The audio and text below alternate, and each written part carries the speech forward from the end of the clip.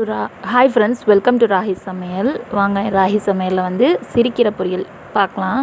சிறுகீரை வந்து பொரியல் செய்கிறதுக்காக நான் வந்து சிறுகீரை நல்லா ஒரு கட்டை ஆஞ்சி எடுத்து தண்ணியில் போட்டு வச்சுட்டேன், அந்த மண்ணெல்லாமே வந்து இறங்குறதுக்காக. அதுக்கப்புறம் ஒரு 2 வெங்காயம் வந்து எடுத்துக்கிட்டேன், ஒரு 2 டீஸ்பூன் இஞ்சி பூண்டு பேஸ்ட்டு. வெங்காயம் நல்லா வதங்கின பிறகு இஞ்சி பூண்டு பேஸ்ட் போட்டு நல்லா வதக்கி விட்டுட்டு நம்ம வந்து மிளகாத்தூள், நான் வந்து கொஞ்சம் மிளகாத்தூள் கம்மியாக தான் சாப்பிட்றதுனால எல்லாமே 1 டீஸ்பூன் அளவுக்கு நான் வர மாதிரி பார்த்துக்கிட்டேன்.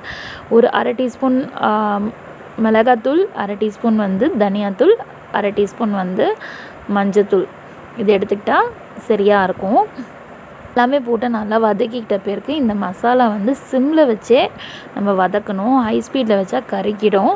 நல்லா சிம்மில் வச்சே வதக்கிட்டே இருக்கணும். வதங்கினா தான் இந்த மசாலாக்கும் நல்லா டேஸ்ட்டாக இருக்கும். இப்போ வந்து நல்லா வந்து தண்ணியில் வந்து போட்டு வச்சுருந்தேன் கீரையை, அது எல்லாமே வாஷ் பண்ணி எடுத்துக்கிறேன். மேலோட்டமாக வாஷ் பண்ணி எடுக்கும்போது அது கீழே வந்து மண்ணெல்லாம் தங்கிடும். எப்போவுமே வந்து கீரை வந்து அலசும் போது நல்லா நிறைய தண்ணி வச்சு அந்த கீரை முங்குற வரைக்கும் பார்த்துக்குங்க, அப்போ தான் மண்ணெல்லாம் வந்துடும். அதுக்கப்புறம் வந்து வெங்காயம் நல்லா வதங்கின பிறகு நம்ம வந்து கீரையை வந்து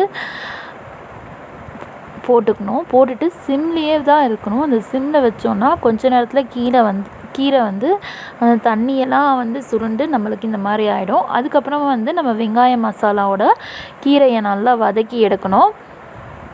தேவையான அளவுக்கு உப்பு, கொஞ்சோண்டு பெருங்காயத்தூள் போட்டு நம்ம வந்து கீரையை வதக்கி எடுத்துட்டோன்னா வெங்காய மசாலாவோட கீரையும் சூப்பராக வதங்கிடும். இந்த மாதிரி ஒரு தடவை ட்ரை பண்ணி பாருங்கள். ட்ரை பண்ணி பார்த்து கமெண்ட் பண்ணுங்கள்.